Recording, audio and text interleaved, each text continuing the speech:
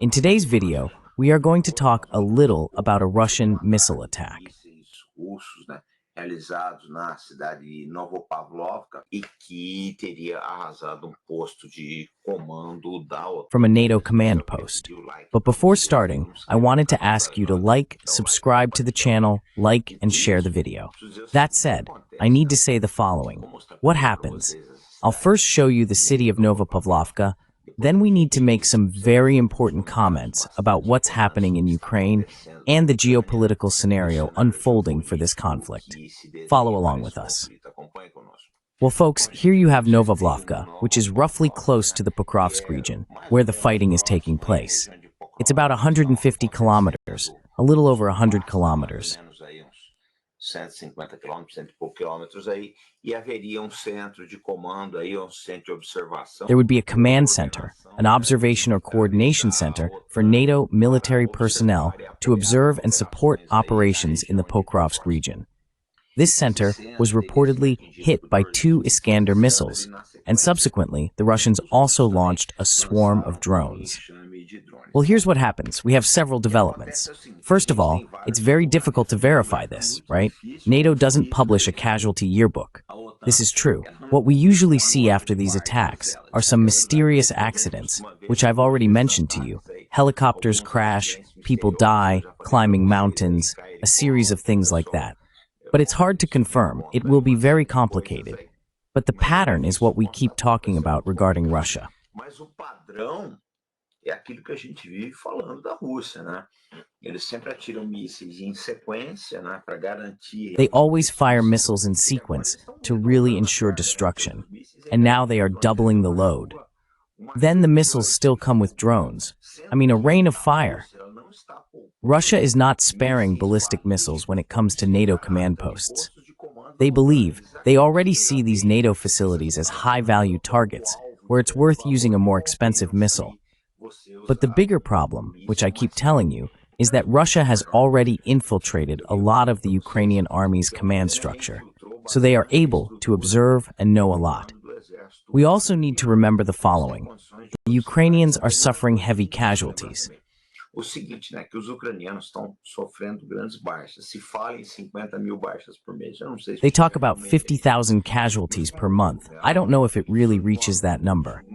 But since the volume is high, there is a very large influx of new people every month. When you have a very high need for influx, you need to recruit in a short period of time, and you end up neglecting many things. Training, investigating the person, their background check, surveillance of Marcelo and other things, their history. This is where Russia might manage to infiltrate many spies. Besides the fact that Ukraine is in a very difficult situation, it's not entirely unlikely that many people might sell out to the other side. So there's a good significant chance that this has happened. I need to remember that this week CNN already admitted the amount of a quantidade de perdas por parte aí dos americanos, né, que estão morrendo muitos americanos na Ucrânia, eles não especificaram, mas a gente sabe que tem também gente da ativa ou contratados, mercenários. Active people or contractors, high-level mercenaries, sometimes colonels, majors, who are at the service of the Ukrainian government, not even directly in combat. The person is in a position considered safe. Even in a large country like Ukraine, you don't have security against cruise missiles and ballistic missiles. So it's quite a complicated situation that we find in Ukraine. And on the other hand, you have to look at the following. President Trump entered by putting pressure on both sides. But Russia is in what we call a frenzy and killing spree. So they are already advancing. They have gained and have the momentum of the war, right? And they will manage. They will try to gain as many positions as possible to significantly weaken Ukraine's demands in the event of a negotiation. That's the truth. I think there is a very large gap between what Donald Trump offers for negotiation and what Russia is willing to accept. I don't see. Eu não vejo essa possibilidade de paz aí com muito otimismo, não. Eu acho que as coisas vão ficar bastante complicadas aí, tá? E eu não sei se a gente vai ter paz esse ano, não. O pessoal que está apostando nisso, eu sugeriria, né, refrear. I would suggest tempering the enthusiasm.